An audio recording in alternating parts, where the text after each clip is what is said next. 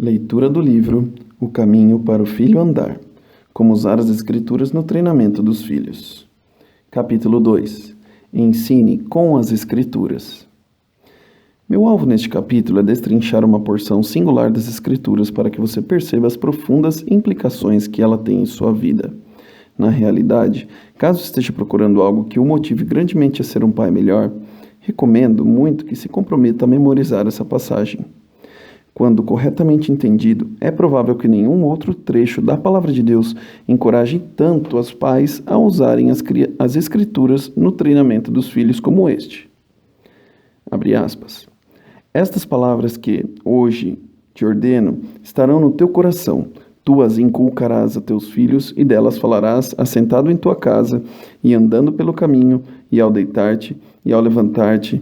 Também as atarás como sinal na tua mão e te serão por frontal entre os olhos. E as escreverás nos umbrais de tua casa e nas tuas portas. Deuteronômio 6, de 6 a 9. Fecha aspas. Se você é um crente antigo, certamente conhece o preâmbulo para esses 4 versículos. Pode ser que já os tenha memorizado. Ouve, Israel, ó Senhor, nosso Deus é o único Senhor. Amarás, pois, o Senhor teu Deus de todo o teu coração, de toda a tua alma e de toda a tua força. Deuteronômio 6, 4 e 5. De acordo com Jesus, este é o grande primeiro mandamento. Mateus 22, 37 a 38. Mas os versículos seguintes falam sobre, provavelmente, o primeiro e grande mandamento para se criar filhos biblicamente. E ele diz respeito a ensinar as Escrituras aos seus filhos. A primeira orientação sobre o que fazer como uma expressão do um meio para demonstrar seu amor por Deus é você mesmo internalizar a palavra de Deus.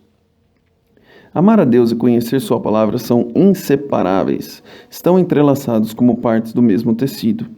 Disse Jesus: se me amais, guardareis os meus mandamentos. Se você amar e se deleitar na palavra de Deus, Salmo 119, 24, 47, 48, 113, 127, 143, 159, 165 e 167, você o amará e se deleitará nele. Como já vimos, à medida que a palavra de Cristo habitar em você, mais cheio do Espírito você será. Quanto mais conhecer as Escrituras, mais sábio será para a salvação. Você já ouviu esta charada? Pergunta: qual é a primeira regra quando se vai ensinar um papagaio a falar? Resposta: você precisa ter um vocabulário maior que o dele. O mesmo princípio é verdadeiro para a criação de filhos. Se você, como a mãe e a avó de Timóteo, vai ensinar a palavra de Deus aos seus filhos, você mesmo precisa conhecer as Escrituras. Não há como fugir disso. Não existe atalho suficiente para um estudo pessoal da Bíblia. Você certamente pode ler relatos bíblicos para eles, devocionais específicos e pode doutriná-los com um manual de discipulado. Nota de rodapé 1. O treinamento dos filhos, quando feito com as Escrituras, ajuda os pais a cumprirem Deuteronômio 6, de 6 a 9, de pelo menos 2 maneiras. É uma forma de colocar as Escrituras no coração do seu filho, à medida que ele aprende as respostas às perguntas desse treinamento. Elas produzirão algumas outras perguntas que você deverá responder biblicamente e fornecer oportunidades para que você converse sobre elas quando estiver sentado em casa, quando estiver andando pelo caminho, quando se deitar e quando se levantar. NVI. Voltando das notas de rodapé. Mas, por melhor que esses métodos sejam, eles não são tão eficientes quanto comunicar as verdades bíblicas gravadas em seu coração diretamente para o coração deles, recheadas de percepções e aplicações pessoais. Depender unicamente do que outra pessoa preparou para seus filhos, a partir da palavra de Deus, é negligenciar a primeira parte dessa passagem que está diante de nós. Certa pessoa disse que uma mensagem preparada com a mente atinge uma mente, mas uma mensagem preparada com uma vida atinge uma vida. Em outras palavras, quanto mais da palavra de Deus você retiver em seu coração, versículo 6, maior será a sua capacidade de inculcar adequadamente as Escrituras aos seus filhos, versículos 7 e 9. Seu alvo deve ser querer progressivamente tornar-se como um dos escribas que Jesus mencionou em Mateus 13:52, que conhece tão bem as Escrituras que tira do seu depósito coisas novas e coisas velhas, ou seja, coisas aprendidas dos outros e coisas que aprendeu por si mesmo.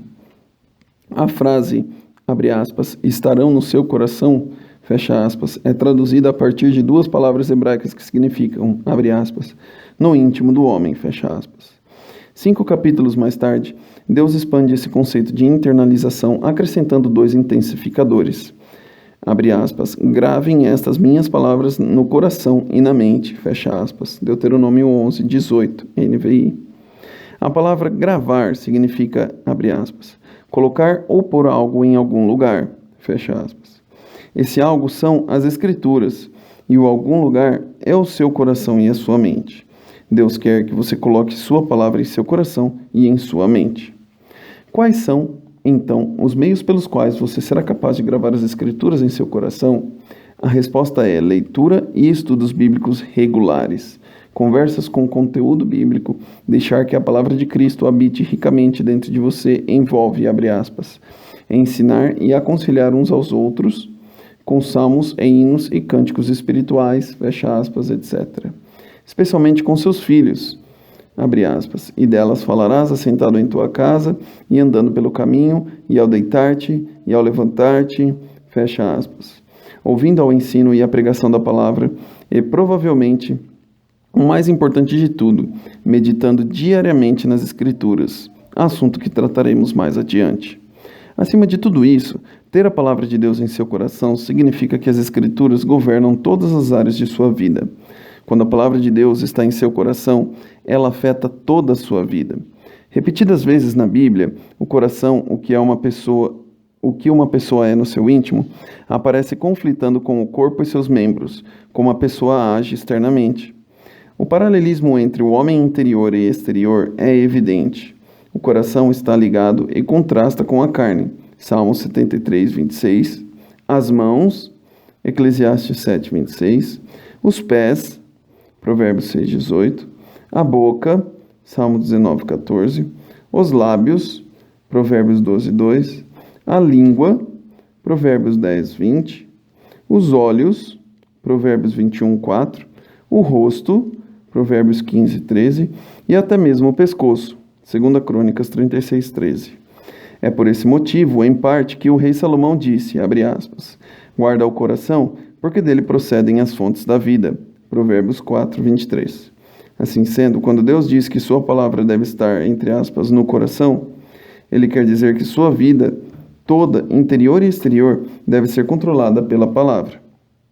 Ensinar a Bíblia é um imperativo. Em última análise, não é responsabilidade do pastor, do líder de jovens ou do professor da escola bíblica dominical inculcar a Bíblia ao seu filho. Isso é tarefa sua. A liderança da igreja nem sempre é capaz de estar junto do seu filho nos momentos em que as Escrituras devem ser ensinadas. Quando estiver sentado em casa, quando estiver andando pelo caminho, quando se deitar e quando se levantar, mesmo quando eles oferecem mais instrução bíblica ao seu filho, eles o fazem como seu representante. Digo, pois, que, durante o tempo em que o herdeiro é menor, em nada difere de escravo, posto que é ele senhor de tudo, mas está sob tutores e curadores até o tempo pré-determinado pelo pai. Gálatas 4, de 1 a 2. Ensinar a Bíblia aos filhos não é algo opcional. Você recebeu a responsabilidade de ensinar as Escrituras aos seus filhos. A questão não é se você irá ou não ensinar a palavra de Deus aos seus filhos, mas se você obedecerá ou não a sua palavra. Independentemente do que você crê ser seu papel como pai, nada que faça para, por e com o seu filho é mais importante que isso. Ensinar a Bíblia é um imperativo explícito. Ensinar a Bíblia aos filhos é um imperativo explícito para pais cristãos. Tu as inculcarás a teus filhos e delas falarás assentado em tua casa e andando pelo caminho e ao deitar-te e ao levantar-te. Deuteronômio 6, 7. Em seu livro Back to the Blackboard, J. Adams, ou seja, de volta para a lousa, J. Adams desenvolve o significado do verbo mais importante desta frase. Isso é o adendo número 2. Timeless. Okay. A palavra traduzida por tu as inculcarás é um único verbo hebraico que significa dizer algo duas vezes. Está relacionado ao número 2. Consequentemente, seu significado é diga isso novamente ou repita isso. Esse verbo é utilizado quando se fala de uma espada sendo afiada. pois o processo de afiar a lâmina é batê-la contra a pedra de amolar repetidamente. O segundo fator da palavra foge um pouco da ideia de repetição como um aprendizado rotineiro, caminhando na direção de se aplicar a verdade àquelas situações relacionadas a ela. Sem sombra de dúvida, uma pessoa precisa aprender a verdade, mas também aplicá-la repetidamente às circunstâncias da vida real. A verdade precisa estar integrada com a vida. A criança deve aprender como as escrituras estão relacionadas a todas as áreas da vida. O alvo não é simplesmente ensinar a história de Davi e Golias, mas também explicar a ligação da narrativa com o relacionamento da criança com Deus, com seus pais, seus irmãos e seus colegas de escola. É necessário ensinar não apenas a interpretação de cada passagem bíblica, mas também sua aplicação. Cada passagem possui apenas uma interpretação pretendida pelo Espírito Santo na ocasião de sua composição. 2 Pedro 1, 20 e 21. Mas conforme diz o salmista, abre aspas, tenho constatado que toda a perfeição tem limite, mas não há limite para o teu mandamento, fecha aspas. Salmo 119, 96, NVI. Virtualmente, não existem limites para as aplicações bíblicas à vida. A aplicação das passagens bíblicas propriamente interpretadas será limitada por outros textos que podem definir o alcance de certas aplicações. A Bíblia não pode contradizer-se. Sendo assim, o provérbio melhor é morar no canto do eirado do que junto com uma mulher rixosa na mesma casa, Provérbios 25, 24, está amplamente limitado a aplicações pré-matrimoniais e não pode ser corretamente aplicado a um homem que se deseja se divorciar de sua esposa sob a alegação dela ser rixosa, uma vez que essa aplicação iria contra Mateus 19, de 2 a 6.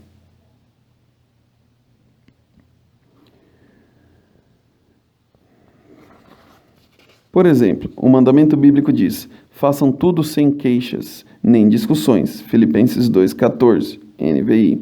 Sua tarefa não é ensinar apenas o significado das palavras queixas e discussões, mas também como aplicá-las a uma variedade enorme de situações que podem acontecer em sua vida diária. Você não pode se queixar nem discutir quando não gosta do seu café da manhã. Você não pode se queixar nem discutir quando precisa parar de brincar. Você não pode se queixar nem discutir quando tem de ir para a cama. Você não pode se queixar nem discutir quando recebe a ordem de fazer suas tarefas da escola. Você não pode se queixar nem discutir quando a sua vontade conflita com a do Senhor. Ensinando no milieu. Qual é o real significado de ensinar e aplicar as Escrituras aos filhos? Abre aspas, assentado em tua casa e andando pelo caminho e ao deitar-te e ao levantar-te? Fecha aspas. Será que Deus está pedindo que você marque 4 estudos diários com seu filho? Não exatamente. Assentado em tua casa, quando andar pelo caminho, quando se deitar e quando levantar, significa em todo lugar. Você não deve apenas ensinar as Escrituras diligentemente ao seu filho. É necessário também falar sobre elas continuamente. Deus quer que você ensine e aplique as Escrituras ao seu filho em todos os lugares e em todas as circunstâncias, sempre, quando e onde estiver. Você deve ensinar no milieu da vida, falando a partir das Escrituras nas situações reais que seu filho enfrentar durante todo o dia. Em outras palavras, discuta com o seu filho não apenas a relevância das Escrituras para todas as situações da vida, mas façam enquanto vocês estão em meio a essas situações.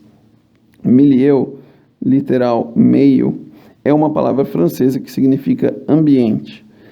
Milieu, contexto, ou ao redor de. Em meio às circunstâncias, ou quando está cercado por elas, é o melhor momento para ensinar e aplicar as Escrituras ao seu filho. Qual é o real significado de ate-as como sinal na sua mão e te serão por frontal entre os olhos, e escreva-as nos umbrais de tua casa e nas tuas portas? Embora algumas pessoas tenham procurado aplicar esses versículos literalmente, entendendo que é mais provável que a intenção é que sejam entendidos metaforicamente. Temos que ensinar nossos filhos que as Escrituras devem governar toda a nossa conduta. Ate-as como, observe a metáfora, sinal na tua mão. Fala das Escrituras governando as nossas ações. E te serão por, outra metáfora, frontal entre os olhos. Implica que as Escrituras devem governar nossos pensamentos. Novamente, a mensagem é clara. Devemos ensinar nossos filhos que as Escrituras devem governar toda a nossa vida. Escreva-as nos umbrais de tua casa. Significa que você deve usar as Escrituras conforme 2 Timóteo 3,16, em casa ou na cidade. Saindo de casa ou chegando dos seus afazeres, a palavra de Deus é relevante para você. A ordem, escreva-as nas tuas portas, muito provavelmente se refere à necessidade de se aplicar as Escrituras não apenas quando estiver com a família e com os amigos, mas também quando estiver fora de casa. Em todo lugar e em todas as circunstâncias, as Escrituras devem ser aplicadas à vida. Uma vez que muitas decisões importantes de transações financeiras eram feitas nos portões, isso pode ser também uma referência ao uso das Escrituras em questões sociais e decisões financeiras. Quais são os benefícios de se ensinar no milieu? Aprendemos melhor, mais rápido e mais avidamente quando somos capazes de enxergar o valor do que estamos aprendendo para a nossa vida, quando somos pessoalmente motivados a aplicar a verdade à nossa própria vida. Sempre me surpreendo ao ver como o meu desejo de aprender uma nova verdade aumenta quando percebo o quanto preciso dela. O que Salomão disse a respeito do nosso apetite físico também é verdade acerca do nosso apetite espiritual. A alma farta pisa o favo de mel, mas a alma faminta todo amargo é doce. Provérbios 27:7. A palavra de Deus nunca parece tão relevante quanto no momento em que estamos espiritualmente famintos. Isto é, quando reconhecemos o quanto precisamos ser alimentados. Obviamente, deveríamos ler e estudar a palavra de Deus, quer estejamos ou não famintos. Da mesma forma que você deve instruir o seu filho nas Escrituras, quer ele esteja interessado ou não. Mas quando aplicadas às situações da vida, as Escrituras normalmente são captadas e entendidas mais prontamente. Nunca desenvolvi o interesse por história quando era criança, pois jamais compreendi como ela se relacionava com a minha vida presente. Apenas quando cheguei ao seminário, comecei a enxergar a relevância de se aprender com os erros dos outros. Isto é, que Deus poderia ser glorificado e eu poderia ser beneficiado estudando fatos enfadonhos sobre várias pessoas que já morreram. À medida que comecei a relacionar aqueles erros às violações específicas da palavra de Deus, a história se tornou viva para mim. Obviamente, o mesmo princípio do milieu se aplica a decisões baseadas na palavra que o povo de Deus tomou no decorrer da história, as quais me motivam a seguir a fé que demonstraram. Poucos meses atrás, estava levando minha filha mais velha, que hoje tem 7 anos de idade, para a escola. Durante o trajeto, ela me perguntou: "Pai, por que não temos mais TV a cabo?" Nossa família havia se mudado há pouco tempo para uma casa nova e, após consultar minha esposa, decidi não optar pelo pacote com mais de 40 canais de televisão que tínhamos na outra casa. Isso certamente tinha grandes implicações para Sofia, que gostava de vários programas de muitos daqueles canais. Eu poderia ter dado uma daquelas respostas prontas como: "Mamãe e eu achamos que usaremos melhor nosso tempo se não formos tentados a assistir tanta televisão." Exceto pelo fato de que isso era mais uma tentação para o papai do que era para a mamãe. Essa seria uma resposta muito verdadeira. Em vez dessa resposta breve, eu decidi dar a ela uma lição bíblica de 3 minutos acerca da doutrina de Cristo sobre a amputação radical, que foi mais ou menos assim: "Querida, Jesus disse algo extremamente radical em seu Sermão do Monte. Ele disse: se o teu olho direito te faz tropeçar, arranca-o e lança-o de ti. Pois te convém que se perca um dos teus membros, e não seja todo o teu corpo lançado no inferno. E, se a tua mão direita te faz tropeçar, corte-a e lance-a de ti. Pois te convém que se perca um dos teus membros, e não vá todo o teu corpo para o inferno." Você entendeu o que ele quis dizer? Acho que não. Você acha que Jesus queria que arrancássemos literalmente nossos olhos e amputássemos nossas mãos? Não? Exatamente. Ele não quis dizer que temos que machucar intencionalmente nosso corpo. Então, o que ele quis dizer, pai? Ele quis dizer que devemos tirar da nossa vida tudo que nos tenta a pecar contra Deus. O papai decidiu não assinar a televisão a cabo por um tempo, até que ele aprenda como não perder muito tempo do tempo de Deus. Quem sabe, quando eu aprender a ter mais autodisciplina com o meu tempo, poderemos ter a televisão a cabo novamente. Ao ensinar Mateus 5, 29 e 30 no contexto da pergunta dela acerca da vida e de minha própria luta contra o uso do meu tempo, ela ficou mais pronta e interessada na Bíblia do que estaria se eu tentasse ensinar a mesma verdade no tempo devocional em família. Tempo em família. Você deve estar se perguntando: o que é tempo em família? Em nossa família, instituímos uma tradição de adoração e estudo bíblico que chamamos de tempo em família. Essa atividade, quase diária, acontece depois do jantar.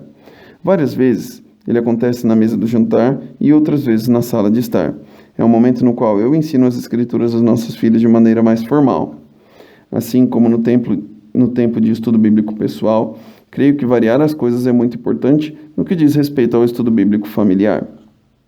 Consequentemente, utilizamos uma variedade de métodos de estudo bíblicos durante o tempo de família. Entretanto, independentemente dos métodos, eu me esforço sempre para ensinar no milieu. Por vezes, nosso estudo bíblico é feito em cima de correção de questões comportamentais na vida de Sofia e algumas vezes na minha própria vida. Por exemplo, posso estar ciente de uma luta que ela esteja tendo com uma atitude pecaminosa, ação ou forma de comunicação. Muitas vezes pergunto a Kim: há algo na vida da Sofia sobre o qual precisamos tratar nessa noite? Em outros momentos, pergunto a Sofia se ela está tendo conflitos ou problemas na escola com os quais precisa de ajuda. Em todas essas perguntas, o milieu é evidente e a passagem bíblica apropriada é aplicada imediatamente à vida dela. Já mandamos Sofia para a escola com um versículo bíblico impresso para que ela pudesse falar a uma de suas amiguinhas. Ela sabe que a Bíblia se aplica a toda a vida. Em outros momentos, nosso estudo bíblico em família é mais estruturado e, portanto, menos relacionado ao milieu da vida delas. Em alguns casos, eu tento criar o milieu para elas. Ou seja, depois de explicar e interpretar a passagem num livro da Bíblia ou num estudo tópico, procuro ajudá-las a enxergar as diferentes oportunidades nas quais elas podem colocá-los em prática em suas vidas. Por exemplo, posso criar uma situação que elas enfrentarão na escola. Como é que esse versículo se aplica caso você esteja fazendo uma prova e perceba que alguém está tentando olhar em suas respostas para receber uma ajudinha? Ou posso dizer: querida, você é capaz de se lembrar da última vez que alguém te envergonhou por algo que disse a seu respeito na frente dos outros? De acordo com este versículo, o que você deve fazer? Posso perguntar: o que passou em sua mente quando isso aconteceu? De acordo com este versículo, o que você poderia ter dito a si mesma ao invés de pensar nisso? Quer seja ensinando as Escrituras à minha esposa e às minhas filhas, a um aconselhado, aos meus alunos ou à congregação da nossa igreja, eu procuro ajudar minha audiência a aplicar as Escrituras à vida. Procuro ser criativo ao máximo. Esforço-me para garantir que o texto bíblico seja compreendido e aplicado ao contexto do dia a dia. Faço isso ao colocar as Escrituras no milieu da vida de meus discípulos. Para ilustrar o impacto do ensino no milieu, por vezes, comparo o coração de uma criança a uma superfície lisa de uma mesa. Meu alvo como professor é fazer com que a criança absorva ao máximo o que estou ensinando. Se eu fosse derramar a água da palavra numa superfície lisa, muito dela derramaria para fora da mesa.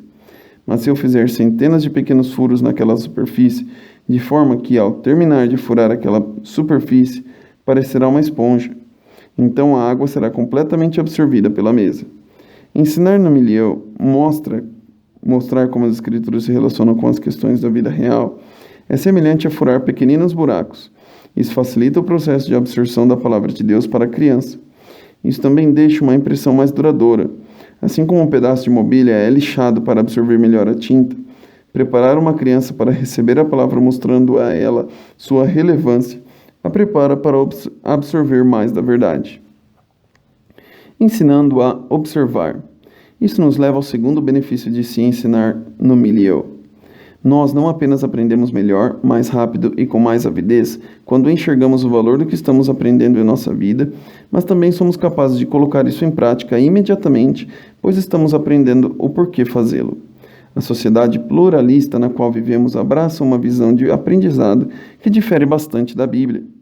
Nossa sociedade secular adotou uma visão grega de aprendizado, na qual o conhecimento deve ser buscado por causa do conhecimento. Para grande parte dos norte-americanos, o conceito de conhecimento resume-se a fatos a serem aprendidos. De fato, o humanista crê que a própria educação é o salvador da humanidade. Veja o apêndice de A Falácia do Humanismo, página 210. Observe especificamente a afirmação 11. A ideia para se acumular o máximo de informação possível para saber mais do que o meu próximo. Sendo assim, para grande parte dos norte-americanos, o aprendizado é uma prestação de serviço pessoal. O alvo é conseguir o máximo de letras antes do nome de forma que se consiga um salário alto e a pessoa seja capaz de encontrar satisfação real no que gosta de fazer. Adendo, satisfação na vida é outro tema popular promovido pelos humanistas seculares. Veja o apêndice de A Falácia do Humanismo, página 210. Observe especificamente as afirmações 4, 7, 12 e 15.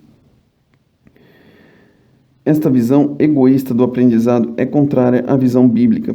Para o cristão, o aprendizado não consiste de fatos a serem aprendidos, mas antes de verdades a serem vividas. O conhecimento não existe por causa do conhecimento, mas o conhecimento existe para ser implementado. Quando Cristo deu a grande comissão aos discípulos, ele não disse, ensinando-os a conhecer todas as coisas que vos tenho ordenado, e sim, ensinando-os a guardar todas as coisas que vos tenho ordenado.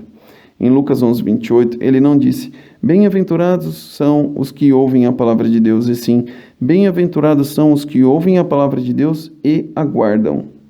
Paulo não disse a Timóteo, e o que de minha parte ouviste através de muitas testemunhas, guarde isso para ti mesmo e não transmita a ninguém, a menos que isso possa trazer para você mais conhecimento do que já tem. O que Paulo havia ensinado era que Timóteo deveria transmitir a homens fiéis e também idôneos para instruir a outros. 2 Timóteo 2:2. O cristão não deve usar aquilo que aprendeu para a sua própria glória e para o benefício pessoal, mas visando a glória de Deus e o benefício do próximo. O ensino, para o qual toda a Escritura é proveitosa, deve ser voltado para o viver. Ele deve ser traduzido pelo cristão em cooperação com a orientação do Espírito, conforme Romanos 8,14, em mudança de vida. Observe a oração de Paulo pelos Colossenses, Colossenses 1, 9 e 10. Abre aspas.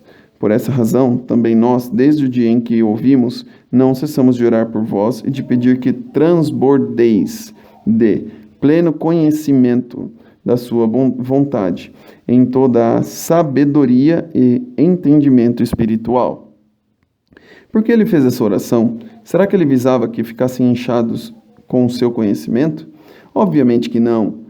Paulo queria que todos os seus discípulos conhecessem tanto as Escrituras que seus corações fossem um depósito transbordante, cheio com a informação bíblica necessária para entender a vontade de Deus para suas vidas.